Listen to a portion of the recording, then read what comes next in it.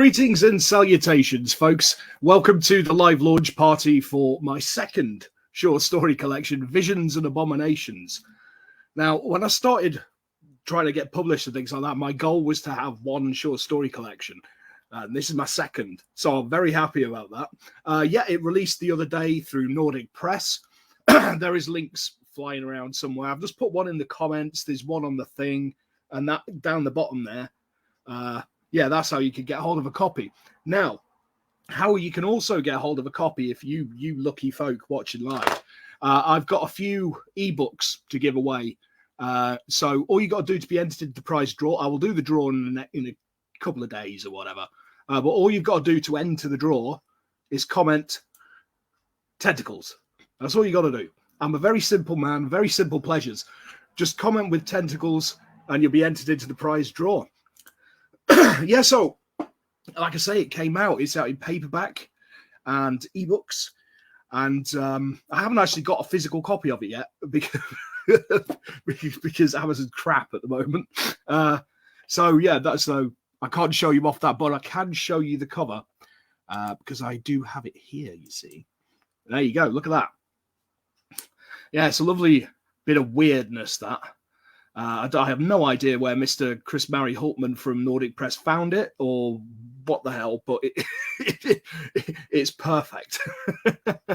It's suitably bizarre. Yeah, it kind of sums it up. Basically, it contains 20 stories, all of cosmic horror, Lovecraftian horror. Yeah, you know, the kind of deal. It was harder to put together than my first collection because when I was putting together my first collection, that was basically all the stories that I'd had back after the exclusivity period. They were all the stories that I had back, like in my possession, and some new ones. But since then, it's, you know, I've got so many stories that are out of the exclusivity period that I could do 4 collections. So it was kind of a weird. I had to whittle it down somehow. And what I've done is I've kind of bunched stories together so they kind of flow. Yeah, because most of my stuff is connected anyway, in some way, shape, or form. It's all connected. But yeah, this is done in a way that it's supposed to kind of flow. So in a, you know, you'll see. Just don't think about it too hard, or it will give you a nosebleed. I mean, I had several trying to put the contents list together. That's the contents list, which I don't expect you to sit and read. I'll read it out to you in a bit. I'm going to do your live reading very soon. I've not actually done one of these properly for a long time. During lockdown, I did like 25 of them, something like that anyway. It was a lot. And I've since done like excerpts. I've read excerpts in launch parties and that kind of stuff. But I'm going to give you a full story tonight. I'm going to read you the story Grave Corruption, which originally appeared in Lovecraftiana magazine last year. Yeah, and that's my first short story collection, Pseudopod that Rocks the Cradle. That's still out. Now, that was a big old hefty tome. And this new one's actually 10,000 words longer. So it's probably like a phone book. Yeah, it's quite a weighty book. But you can probably club seals to death with it or something. I don't know why you'd want to do that anyway. I have no idea. But yeah, once I've done my reading, I'll answer some questions. So if you have any questions, get them down in the comments. And if you've only just joined and you want to be entered into the prize draw, all you got to do is comment tentacles. That's all you got to do. Nice and simple. Let's have a look. Josiah, yeah, you're on time. Indeed. Yeah. Okay, we've got a couple of people saying community standards. I have standards. Community standards? What's that about? No, I don't know about that. Oh, yeah, thank you. Yeah, thanks. Yeah, it is a good cover, isn't it? I'm a really big fan of it. No, this is not the Ring of Power launch party. I haven't seen it. I can't comment. Although I did see the trailer. And, but that, you know, I'm reserving judgment. until I've seen it. I've heard mixed things. mostly like sensible people seem to think it was cool. Crazy people seem to hate it. I don't know. We'll see, eh? Yeah. Oh, yes. There we go. That answers that question. It was about 500 pages. So, yeah. So if you've got like a pool table and he's propping up or anything like that, you see, multi-purpose. Excellent. Right. So what I'm going to do now is I'm going to dive into the reading. Yeah. Get some questions down there.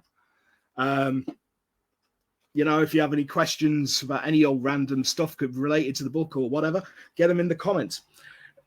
Okay. This story is called Grave Corruption. Oi, you there! A gruff voice bellowed across the Trinity Fields. Come here, you little bugger! It belonged to the thug that was currently employed as the verger by the vicar of St. Mary's Church in Bettles Cove. Mr. Stevens was a brute of a man who was currently brandishing a shovel. So it was no wonder that Dave Batty turned and ran as fast as his 15-year-old legs would carry him.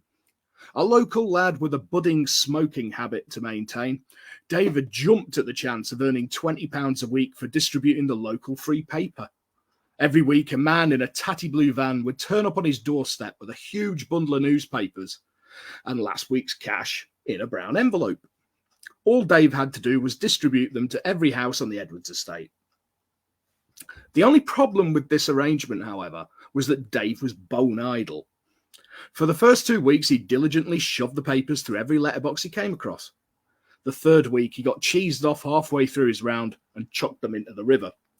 He was almost caught by someone walking their dog, so when he came to the same point the following week, he had to think of an alternative dumping ground. The Trinity Fields, which were part of the church grounds and sat adjacent to the rectory, housed a deep pond that was perfect for his needs. As it was private land, nobody else would be there, and the pond itself was surrounded by a dense tangle of yew trees and overgrown with brambles. Unfortunately, Dave had forgotten about the verger. He must have heard the splash. The near-constant rain of the previous month had reduced the normally lush grassy field into little more than a swamp. Dave slipped and slid as he tried to escape from his pursuer. The trainers he was sporting were definitely not built for that sort of terrain. Every hurried footstep threatened to suck them off his feet. By the time he reached the gate, they were completely waterlogged. "Come back here!" the verger bellowed as Dave swung his leg over the splintering crossbar. He landed on the tarmac driveway with a squelch and took off towards the graveyards. Mr. Stevens had gained a lot of ground on his quarry due to being in possession of a stout pair of wellies. He leapt over the gate, displaying surprising nimbleness for a man so large, and raced after him, growling like a grizzly bear with a sore backside. The graveyard had two separate sections. The larger one, containing the newer and grander structures, was well maintained and led down the hill towards the town. The second was a smaller affair housing the oldest stones that had been allowed to become overgrown and tangled with weeds and ivy. This area was set into a corner of the stone boundary wall and was hemmed in by high and viciously spiked metal fence. At some point over the last century, one of the railings had worked itself loose and fallen away. This left a hole just large enough for the slender teenager to slip through, and no chance whatsoever for a 17-stone bruiser waving a shovel. Dave slid into the enclosed area with ease and scrambled towards the far corner. Mr. Stevens roared in frustration and shouted oaths at the figure disappearing behind the crumbling, lichen-encrusted headstones. "You don't want to go in there!" Stevens yelled. He rattled his keys to locate the one for the ornate gate. Dave watched in horror as he put the large key into the lock and took it out again. Stevens hesitated and ran his hand over his shaved head. Dave was confused. Why wasn't Stevens following him? He could see the frustration on his face, frustration mixed with fear. "If you come out now, I'll let you go, no bother," Stevens called through the fence. Yeah, I've heard that before, Dave thought to himself. Did Stevens really think he was born yesterday? Dave carried on moving stealthily among the graves. The ivy covered the narrow gaps between them like a thick carpet. It covered the old stone walls entirely. Everything was coated in a gelatinous green algae that was slippery to the touch. "Come on out," Stevens pleaded. "You really don't want to go mucking about in there. I swear I'll let you go. Just get your ass out of there." Finally reaching the corner, Dave swept aside the mass of cascading ivy and backed in. His fluorescent canvas newspaper sack was a dead giveaway to his location, so he scrunched it up and stuffed it behind him. His hands went further back than he'd expected. There was some kind of aperture halfway up the wall. Forgetting the angry verger for a minute, Dave turned around and gazed into the hole. There seemed to be some kind of slope leading sharply downwards towards the church. A gust of rank, fetid air billowed from the subterranean passage. Dave gagged as the smell of decay and corruption filled his lungs.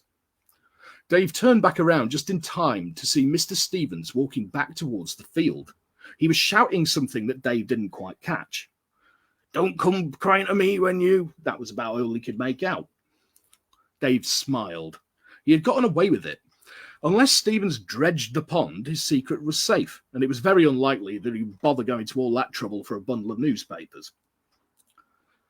It had been a bright, warm day when David started his round, so he was clad only in a pair of tracksuit bottoms and a white t-shirt.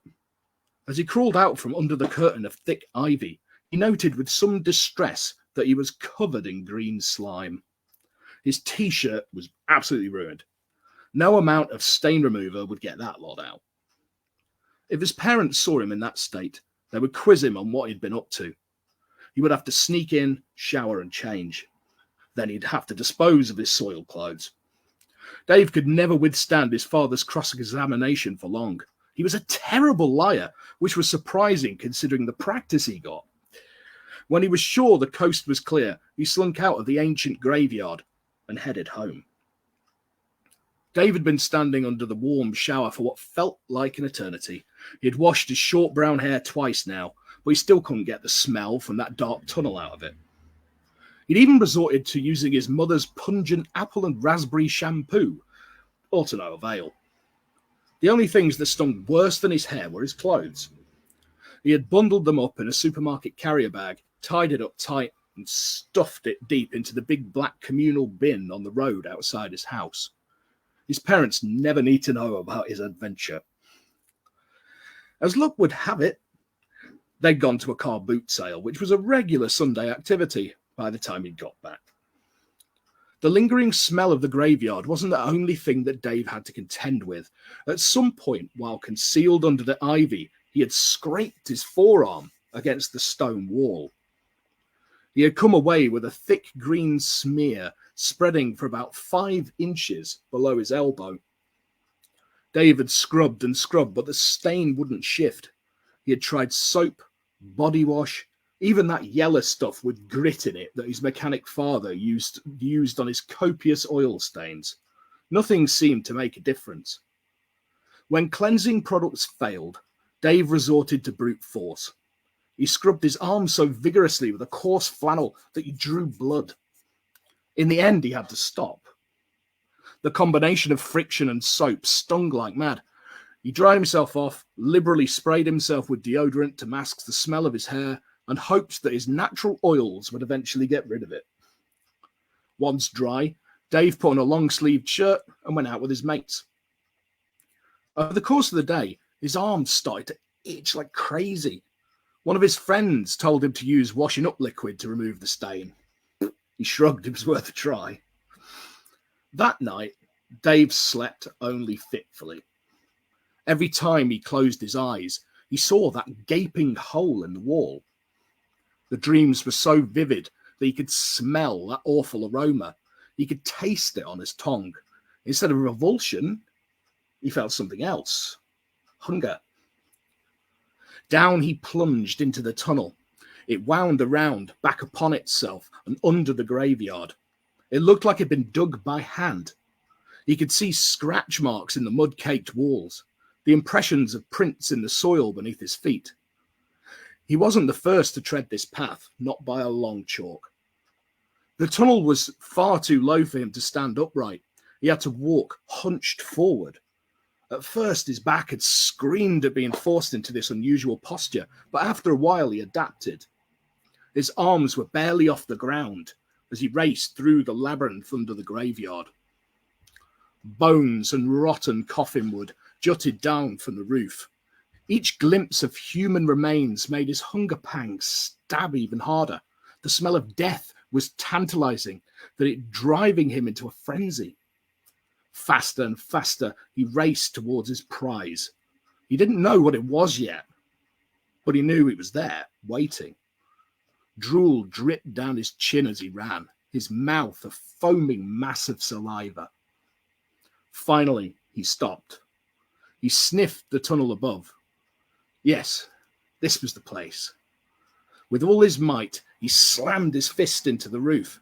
It went through the dirt with ease, through the dirt and into the coffin of the freshly buried housewife from Mill Street. With a disgusting grip, he tore away the woman's arm and dragged it through the hole. Dave woke up screaming as he sunk his canine teeth into the cold, dead flesh.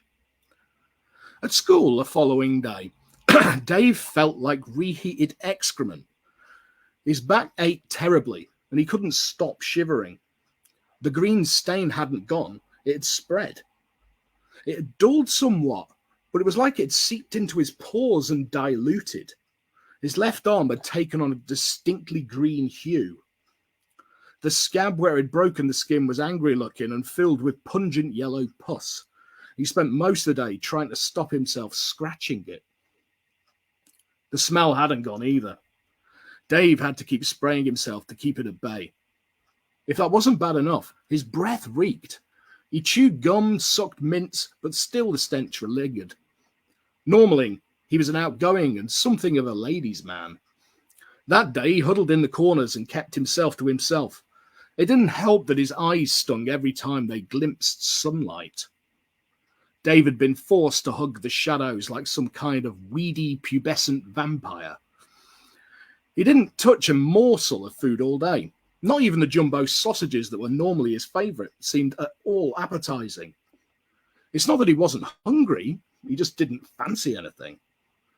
On his way home, his abstinence got the better of him, and he had to pop into a local supermarket to quell the hunger. But again, nothing grabbed his attention until he reached the raw meat section. The sweet metallic tang of the assembled chops, joints, and steaks drove him crazy. Dave emptied his pockets of money in a daze. He had just enough cash to afford a tray of discounted beef mince. With saliva swirling around his mouth and his blood roaring in his ears, Dave hurried to the self-checkout and paid for the meat. Once outside, he ducked behind the shop and crouched behind the bins with the rats and the mice. Using his keys, he pierced the packaging. The aroma drove him wild. Using his hands, he shoveled the mince into his mouth. Shudders of delight raced down his body as he chewed his food. A trickle of blood seeped from the corner of his mouth and dripped onto the collar of his shirt. Dave snapped back to his senses once his belly was full. His hunger was replaced by a feeling of shame and revulsion. He wiped his mouth on his sleeve, disposed of the packaging, and hurried home. The dream was even worse that night. After he had finished gnawing the arm to the bone, Dave widened the hole and climbed into the grave with the cadaver. He got comfortable and started to chew on the woman's breast. He screamed so loud it was a wonder he didn't wake the entire street, let alone his family. His back was agony and his breath was foul. Crawling out of bed, Dave made his way to the bathroom. His senses were somehow heightened. He could smell his parents, hear the blood in their veins. They smelled good, tasty. The bathroom light hurt Dave's eyes. He squeezed the doll of a toothpaste on his brush and tried to rid his mouth of the rancid taste. But pain shot up his face as several of his teeth dislodged. He felt like screaming. The pain was almost unbearable. His jaw felt like it was twisting, changing shape. Spitting out a mouthful of blood and teeth, Dave examined his face in the mirror. His canine teeth had almost doubled in length, while many of his incisors had been forced out. The whole shape of his face was changing. Both the maxilla and the mandible had elongated. He was starting to look distinctly canine in aspect, like some kind of hound. Fighting the urge to cry out, Dave splashed water on his face and returned to bed in the hope that it was all some kind of dream. Less than an hour later, he was awoken by a terrible itching in his arm. It was so intense that he was forced to scratch it. Bile rose in his throat as several maggots squirmed their way out of his skin and onto the bed sheets. Once he had purged in his waste paper bin, he scraped the maggots into the vomit and let them feed. Wrapping himself in his duvet, he trembled until dawn. Dave skipped school that morning. There was no way in hell he was going to be seen in his current state. During the last few hours of darkness, his appearance had altered even more dramatically. Most of his hair had fallen out and had been replaced by patches of thick bristles. His face had become even more dog-like. His ears had lengthened and grown pointy. And he couldn't stand upright. He had to sneak out of his house wearing a hood when his parents weren't looking. Now he found himself skulking in the dark woods adjacent to the Trinity Fields. His clothes had rubbed and chafed so badly that he had removed all but his boxer shorts. It was tipping it down with rain, but it felt soothing on his mottled skin, almost like he was newly configured for a damp climate. The one thing that the rain couldn't dispel, however, was his crippling hunger. He had been nibbling on whatever he could forage for the last few hours, beetles, woodlice, even a dead sparrow. But nothing could take away his craving for meat, human meat. As dusk descended, he felt the pull of the graveyard. Voices in his head told him to return to the hole in the wall, return to his rightful home, return to his kin. He knew now that he was one of those that dwelt below, one of the corpse eaters, a ghoul. Giving in to his urges, all thoughts of retaining his humanity gone, he scuttled towards his destiny. The graveyard was apparently deserted, but still he darted from stone to stone. It felt natural, like he'd been doing it his whole life. The creature that had been Dave quickly reached the gap in the fence. He was almost home. Thunk! With one swift motion, Mr. Stevens neatly cleaved his head from his shoulders with one swing of his specially sharpened shovel. Ding dong! The rectory doorbell nearly made the vicar spill his Earl Grey down his cardigan. He wasn't expecting visitors. Setting aside the parish gazette, he rose from his comfortable armchair and shuffled to the door. "Sorry to disturb you, vicar," Stevens muttered. Nobody in town understood why such a mild-mannered man of God would have hired a thug like Stevens to be his verger. But then again, nobody knew what lurked under the graveyard. "Another one," the vicar sighed. "Aye, I'm afraid so, vicar," Stevens explained. "I lopped its head off in the graveyard with me shovel. Nobody saw." Well done, Stevens." The vicar patted the big man on the shoulder and smiled warmly. "Bring the body around the back, would you? I'll fire up the furnace. We're going to have to destroy it before scavengers get wind of it." The end. Okay, yeah, that was Grave Corruption, which is included in my second short story collection, Visions and Abominations. And yeah, as you can see, it's about ghouls. Yeah, it's one of those stories I had fun writing because some of the stuff in that, it's like the Trinity Fields, how I've described it, that's actually a place in Macclesfield, and people did used to go and dump newspapers in the pond. So, yeah, nobody turned into a ghoul, though, as far as I know. But anyway, right, so yeah, for those of you who joined before I'd said anything about it earlier, if you want to be included in the prize draw, if I can find the damn thing, all you got to do is comment tentacles. That's all you got to do, and I'll do the prize draw in a day or so. I'm going to have a look at your any questions in a minute, so get them down. Yeah, before I do that, I'll just read you the contents list because, like I say, it's 20 stories. We've got a foreword by Mr. Robert Poyton, who's one of my co-hosts on the Innsmouth Book Club podcast, which you can find on Buzzsprout. Yeah, he was kind enough to do me the foreword on this one. The foreword in my first one was Mr. David Green, who is lurking around somewhere. Yeah, so what we got in this, we've got Carpe Detritus, Tasty Treats, The Secret of High Bend Chapel, Death and Taxes, Grave Corruption, the one I just read, More Tea Vicar, How Much Is That Doggy in the Window, Becoming a Man, which is the first and only time I've been singled out in an anthology with a content warning. You'll see why.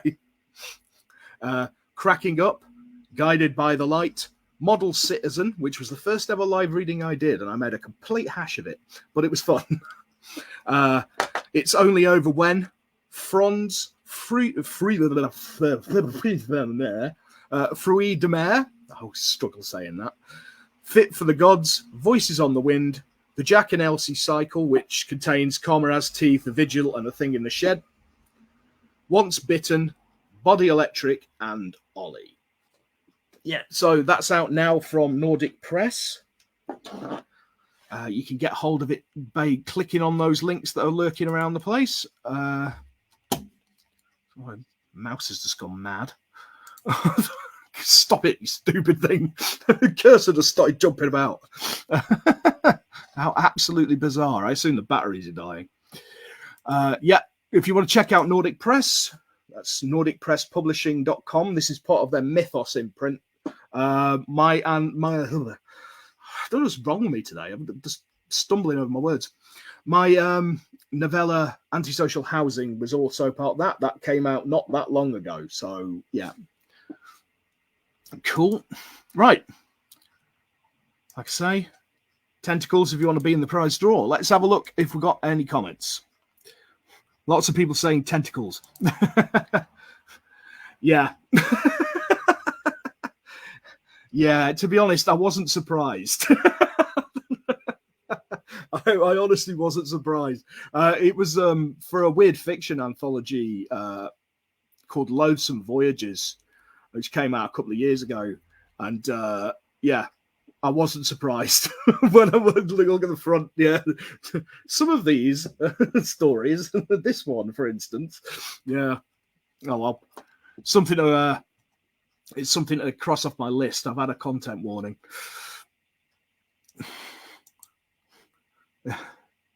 Yeah. Yeah. I'd wanted to use that in a story for a while, and it just happened. Yeah, exactly. It's like the death warmed up thing, isn't it? You know. Yeah.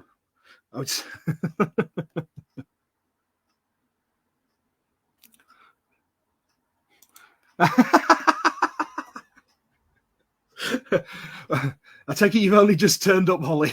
The reason we're saying tentacles is so you can be entered into a prize draw. All you've got to do to enter is say tentacles. Plus, I just like making people say tentacles. Just, you know. Or even better, post some tentacles.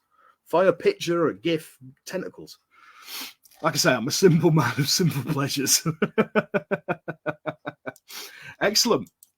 Well, thank you all for turning up. I've got lots of people saying tentacles. That's all good. I hope you enjoyed my reading. Like I said, I enjoy doing them. And now that sodding car alarm has stopped. I don't know if it's been picking it up on there, but like I got like a third of the way through and a sodding car alarm started going off and it's only just stopped now. It was ridiculously distracting. But no, I always enjoy the live readings. And like I said, I should do some more. I did a load during lockdown. They're all on my YouTube channel. They're just good fun. So yeah, I hope you enjoyed that. I certainly did. And like I say, Visions and Abominations is out now from Nordic Press. So there you go. And thank you everybody for... Oh, right, excellent. You couldn't hear that. Thank God for that. I hoped the microphone won't pick it up because the way I've got it positioned. But it's just been driving me crazy. Yeah, so thank you, everybody. And yeah, go forth and buy a copy. Excellent. Thank you very much. Oh, yeah, before I go, next week I will be starting on next week, Saturday night at 8 p.m. It will be the first ever broadcast of The Cellar of Horrors, which is my new radio show. I've been given a weekly radio show on the Feel Good station. And it's basically 2 hours of the finest goth industrial and me whiffling on about horror and horror video games, horror books, horror TV, music, blah, blah, blah. And what I'll be doing is I'll be having 2 guests per show, hopefully, fingers crossed anyway, for everyone, but might not pan out every time, but I have so far, except the first one. The first one, no guests, but the second one, the second one will feature James Scott from The Vaulted Skies and Mr. Robert Poyton, a horror writer. So yeah, what my plan is to have a musician on the first hour and then a creative on the other. So a writer or anything like that.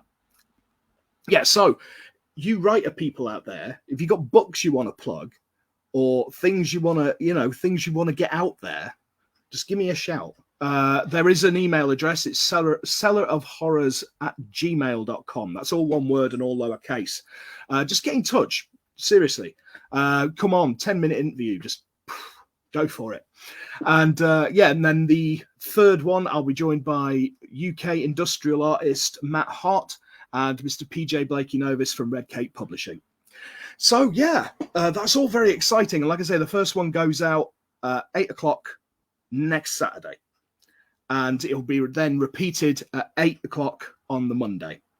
And then it'll be weekly in the same slot. So yeah, join me. It should be fun. And yeah, thank you all. I'll see you soon.